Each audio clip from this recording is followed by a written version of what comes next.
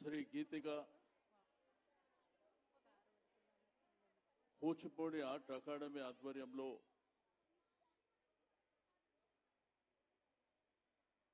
గౌరవనీయులు లక్ష్మీ కృష్ణ గారు, గీతా కృష్ణ గారు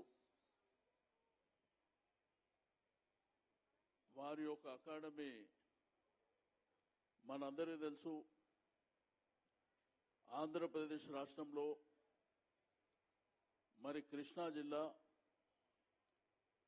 కూచిపూడి గ్రామం మువ్వ మండలంలో 17వ శతాబ్దంలో ప్రారంభమైనటువంటి కూచిపూడి నాట్యం 17 శతాబ్దాలు అయినప్పటికీ ఇప్పటికీ దేశవ్యాప్తంగా ప్రపంచవ్యాప్తంగా మన సంస్కృతి సాంప్రదాయాలను పెంపొందించే విధంగా మరి కూచిపూడి నాట్యానికి ఉన్నటువంటి ప్రత్యేకత, సంగీతం నాట్యం కలయికగా ఉన్నటువంటి ఈ యొక్క కార్యక్రమంలో 1998 సంవత్సరంలో మరి లక్ష్మీకృష్ణ గారు మోతీనగర్లో అకాడమీ ప్రారంభించడం, మరి ఆ తర్వాత సనత్ నగర్లో అకాడమీని ప్రారంభించడం, దగ్గర కొన్ని వేలాది మందికి శిక్షణ ఇచ్చినటువంటి సందర్భం. అయితే ఇక్కడ పేరెంట్స్ కూడా చాలా మంది అక్కడ సెల్ ఫోన్లలో ఫొటోస్ తీస్తున్నప్పుడు చూస్తా ఉన్నా. ఈరోజు మన యొక్క సంస్కృతి సాంప్రదాయాలు అనేది భారతదేశమే కాదు ప్రపంచానికి చాటి చెప్పే విధంగా ఉంటాయి.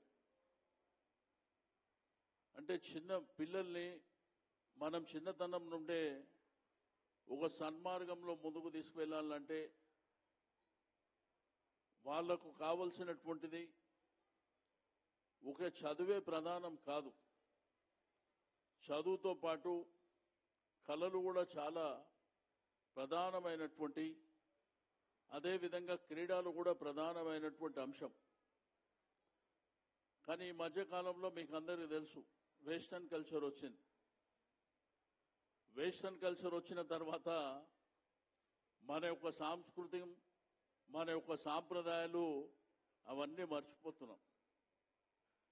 చాలా మంది పిల్లలకు తల్లిదండ్రులు మన పండుగల గురించి కూడా చెప్తలేరు. సంక్రాంతి వచ్చిందంటే అందరూ కూడా మన సొంత గ్రామానికి, సొంత ప్రాంతానికి, మరి తూర్పుగోదావరి, పశ్చిమ గోదావరి, కృష్ణా, గుంటూరు, తెనాలి అనేకమైనటువంటి ప్రాంతాలకు పోతున్నాం. కానీ అసలు సంక్రాంతి ఎందుకు వస్తుంది చెప్తలేం పిల్లలకు. వాళ్ళకేదో సంక్రాంతి రాగానే మనకు హాలిడేస్ ఉన్నాయి, మన పేరెంట్స్, మన అమ్మగారు, తాతగారు, అమ్మమ్మ, నాయనమ్మ ఇంటికి వెళ్తున్నామని చెప్తున్నామే తప్ప మన పండుగల గొప్పతనం గురించి మర్చిపోతున్నాం. ఒకప్పుడు దసరా పండుగ వస్తుందంటే చిన్నతనంలో కొత్త బట్టలు కుట్టిస్తారని చెప్పి పిల్లలు అనుకుంటుండ్రు. అసలు ఆ దసరా, ఆ విజయదశమి ఎందుకు వచ్చింది, అదేవిధంగా దీపావళి ఎందుకు వచ్చింది, ఆ విషయాలను మనం మర్చిపోతున్నాం. అయితే ఇప్పటికి కూడా మన కళలు బతుకున్నాయంటే మరి ఇట్లాంటి లక్ష్మీకృష్ణ లాంటి వాళ్ళు ఉండడం మూలాననే మన కళలు బతుకున్నాయి. ఎందుకంటే ఈ మధ్యకాలంలో మనం చూస్తున్నాం, ఎక్కడ చూసినా కానీ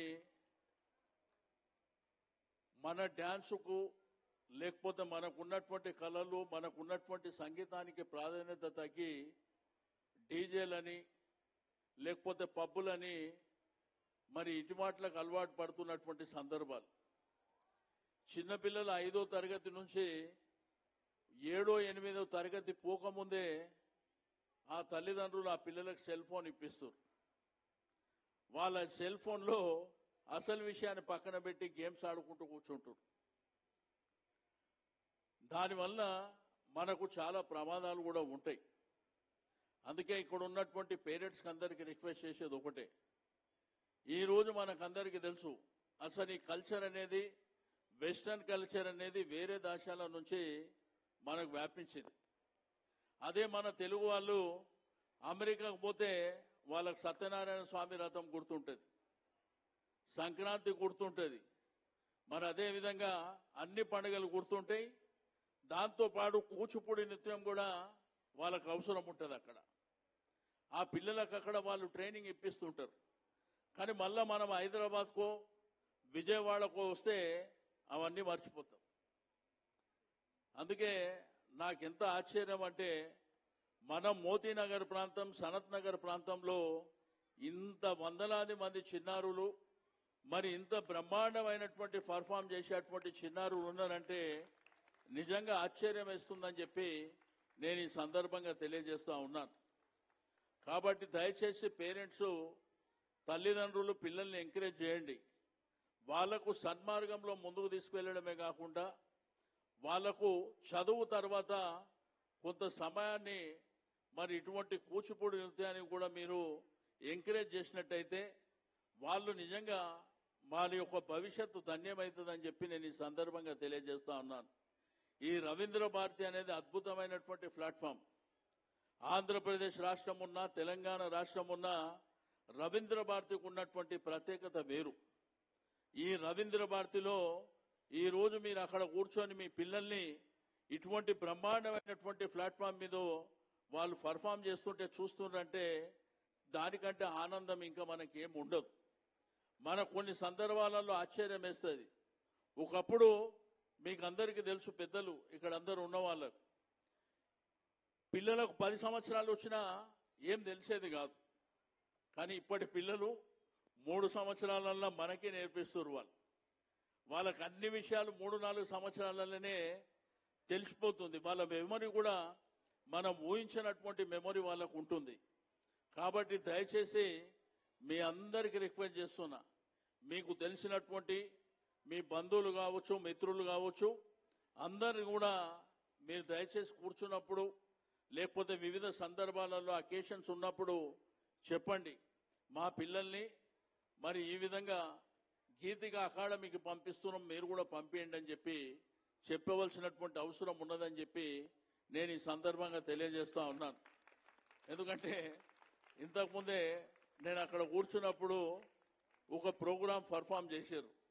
కృష్ణుని వేషంలో, వేషధారణలో మరి ఎంత బ్రహ్మాండంగా అద్భుతంగా వారితో పాటు చేసినటువంటి వాళ్ళు కూడా చాలా అద్భుతంగా వాళ్ళు పర్ఫామ్ చేశారు. అక్కడ మా లక్ష్మీ భార్యరెడ్డి కార్పొరేటర్ గారు, మరి అదేవిధంగా శేష్ కుమార్ గారు చెప్తారు, సార్ మీరు ఇంకా ఒక 2 గంటల ముందు వస్తే మీరు ఇంకా అద్భుతాలు చూస్తుండే అని చెప్పి వాళ్ళు చెప్తుంటే నిజంగా నాకు చాలా సంతోషం వేసిందని చెప్పి నేను ఈ సందర్భంగా తెలియజేస్తా ఉన్నాను.